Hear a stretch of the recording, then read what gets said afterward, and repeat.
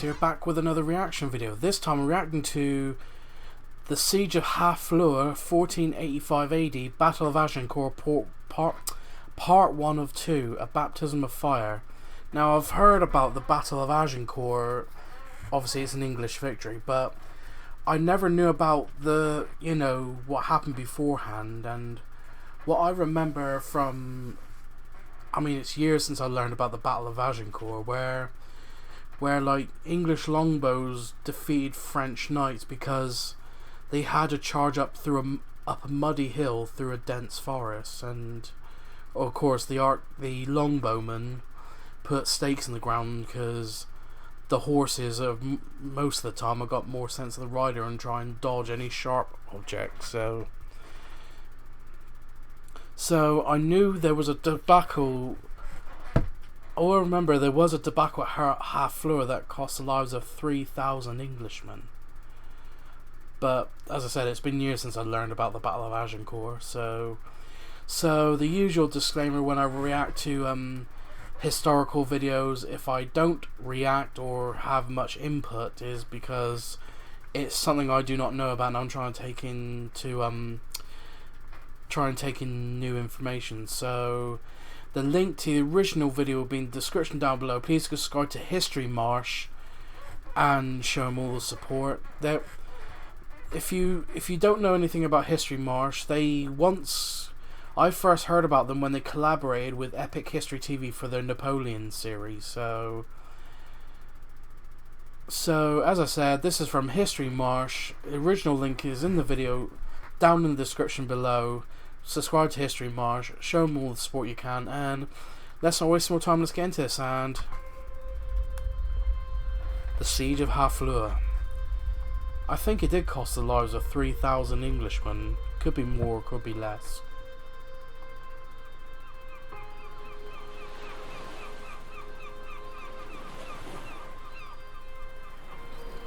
Itchy nose. On a warm August morning, clear sky above the coast of Normandy announced the start of a pleasant summer's day. Some 5,000 inhabitants of the port town of Harfleur, located close to the mouth of the river Seine, started their daily routines. By noon, French fishermen dotted the open sea, casting their nets just off the coast, when a horrifying sight appeared on the horizon. A vast array of ships heading south across the channel. The anticipated English invasion had finally come. And if you're a fan of medieval history, check out the Knights mini-series on Curiosity Stream about the journey of knights through ambushes, sieges, and their deeds on the battlefield that turned them into legends that live on to this day.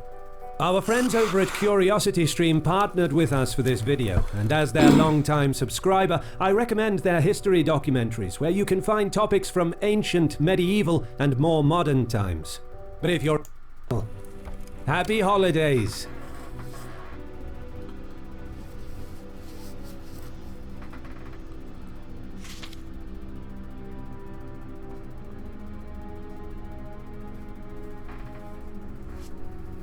The great victories at Crécy and Poitiers had brought vast expanses of French territory under the English crown. Wow. This apparently endless war that began in 1337 was fought over English claims to the French throne and various English possessions within France. But in the years since, most of these lands were lost through a lack of determined initiative and the distraction of dynastic squabbles at home, as well as the dark legacy of the Black Death that disrupted the... Like every empire, corruption from within or internal struggles, it hampers empires. Social fabric of most of Europe. By the early 15th century, only a patchwork of French territories were still under English control. And now, in 1413, the 26-year-old Prince Henry V became the new King of England. Having inherited the throne from his father, who overthrew the prior King Richard II, Henry's position as ruler was far from secure in the early years of his reign, as sections of the nobility viewed him as the son of a usurper. Wow. Conspiracies soon arose against him. Although uncovered and ruthlessly suppressed, the political discord and tension between the nobility and the royal house was laid bare. Nevertheless, Henry saw an opportunity to both further reassert his authority at home and realize his ambitious plans abroad by looking across. Well, yeah, you gotta kind of secure the entire country. I didn't realize the War of the Roses was that far back. I thought it was like in the 1600s. But as I said, it's been years since I've learned my history lessons, so. The Channel. France faced its own political crisis. King Charles VI's insanity weakened the kingdom, leaving the affairs of the state unattended, resulting in a power struggle among the nobility. This was the perfect moment for Henry to press his claims. He not only demanded Aquitaine and the lands ceded to the English at the Treaty of Bretigny, but also laid claim to former Angevin holdings of Brittany, Normandy, Maine, Anjou, and Touraine, as well as Flanders, which has never been in English hands. Okay. In addition, the French were to pay the outstanding 1.6 million crowns from the ransom of John II, captured at the Battle of Poitiers in 1356, and Henry would get Princess Catherine's hand in marriage, King Charles' young daughter, along with a dowry of 2 million crowns. For some perspective, the price of a war horse would have been around 80 crowns. So the total amount of 3.6 million that Henry asked for could buy 45,000 war horses, an amount close to $550 million in today's money. In return, the English king would renounce his claim to the French throne, inherited from his great-grandfather Edward III, who was a maternal grandson of the former French king Philippe IV. Unsurprisingly, the government of King Charles, dysfunctional as it was, would not concede to such astronomical demands, instead offering a dowry of 600,000 crowns and an enlarged Aquitaine. The English saw this counteroffer as an insult, claiming that the French had mocked their claims and ridiculed the king himself. Henry seemingly believed that his claims were just, and in his mind, if he could not get justice, he would take by force what rightfully belonged to him. True to form, his preparations for war started long before negotiations with Charles broke down in June 1415. The wily English king used the protracted talks to secure the support, or at least the neutrality, of John the Fearless, Duke of Burgundy, which would deprive the French coast of maritime protection. Wow. And on August 11th, with fair wind... I don't think that ever got talked about much is how Burgundy was involved. Because I knew France at the time of the 100 Years' War, France was not only facing the English, they were facing the Burgundians as well. So I bet for France that was like fighting a war on two fronts. Well, it is. I don't know why I said that.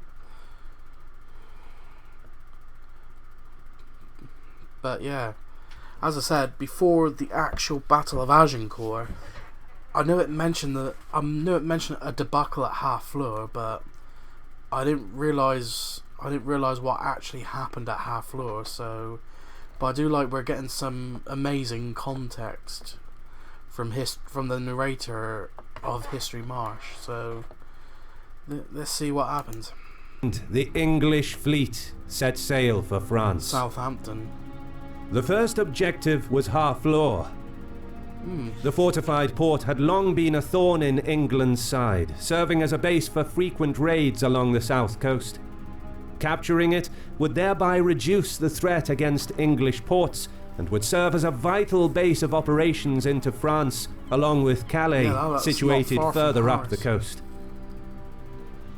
On the afternoon of August 14th, King Henry's army landed near the mouth of the river Seine.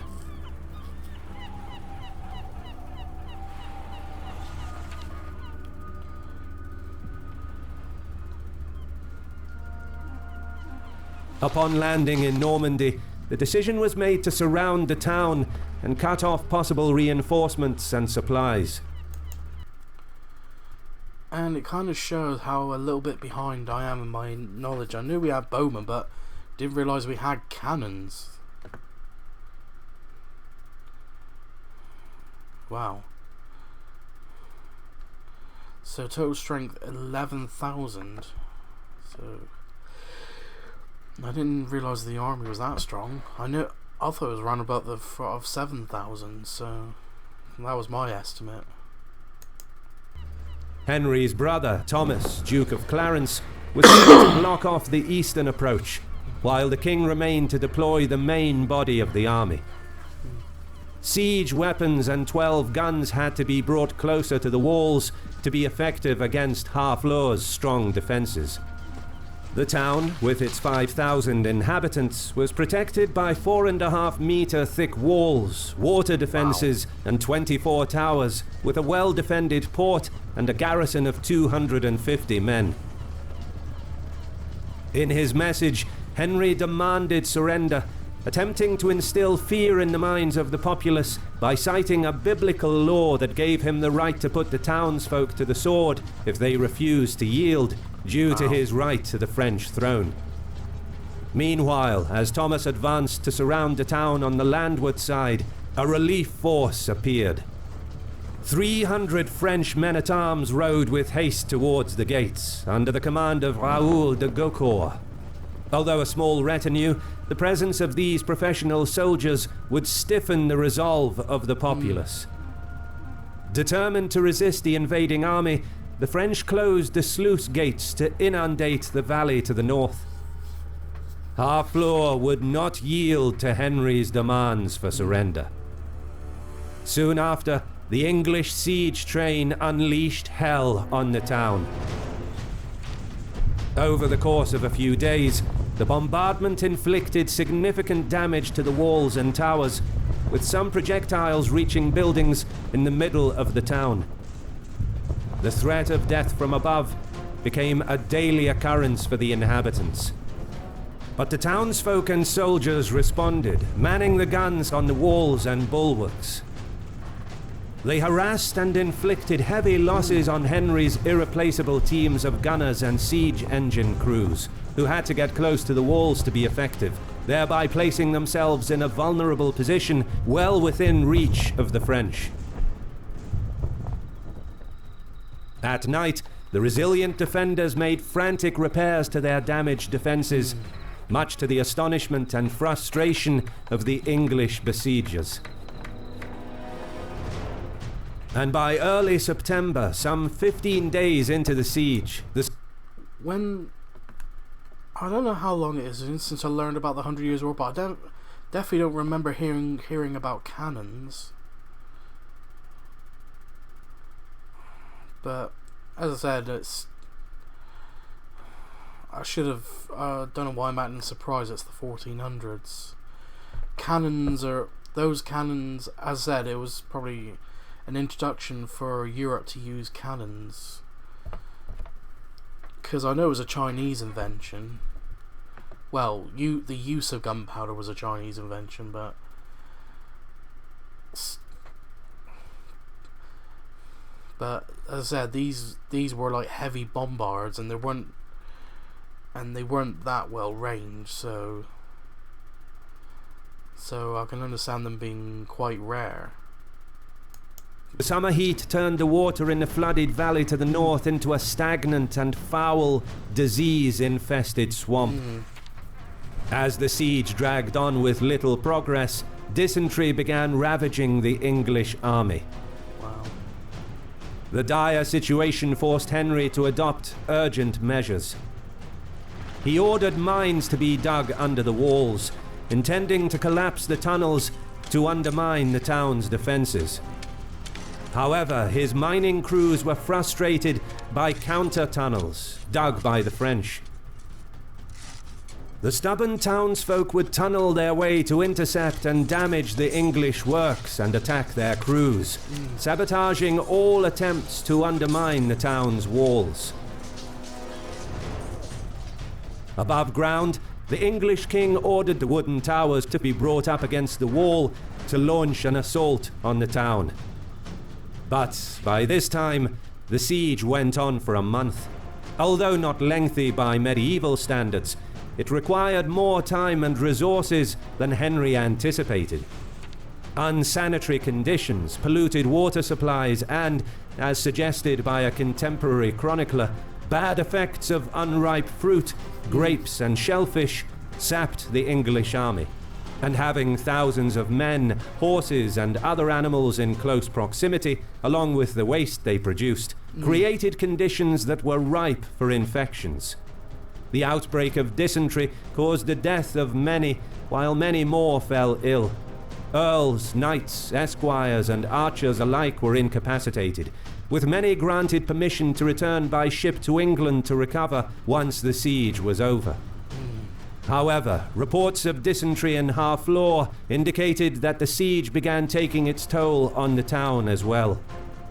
But despite privations, bombardment, and disease, the defenders rallied, launching a sortie on the English siege works. Led by Agincourt, the French men-at-arms set fire to Henry's siege bastion before retreating to the safety of the defences. The English now faced the prospect of a prolonged stay under the walls of Harfleur. For Henry, it was now or never. The king launched a desperate assault on the bulwarks outside the main gate, supported by a constant rain of arrows. Wow. English bowmen managed to set fire to one of the towers using flammable arrows, which gave the dismounted men-at-arms the upper hand. Fierce fighting ensued as the French attempted to drive the English back. But the invaders took control of the gate fortifications, forcing the defenders to retreat into the town. On the following day, the king demanded surrender for the second time. Again, he was rejected. Frustrated, Henry sounded the trumpets for the troops to prepare a full assault, ordering the remaining guns to maintain a steady bombardment and not allow the defenders any sleep. Frightened of the prospect of the town being taken by storm, with the biblical law permitting the slaughter of the inhabitants if they refused to surrender, sections of the population wavered. Although he was determined to take the town by storm, Henry was relieved when the defenders agreed to open negotiations. Talks continued for 2 days until, on September the 18th, town officials agreed to yield Harfleur if no relief force came by September 23rd. Raoul de Agincourt sent messages out, but received word that the French army had not yet gathered enough troops to give battle. No help would come. With no other choice, the Lord of Agincourt surrendered the town on September 22nd.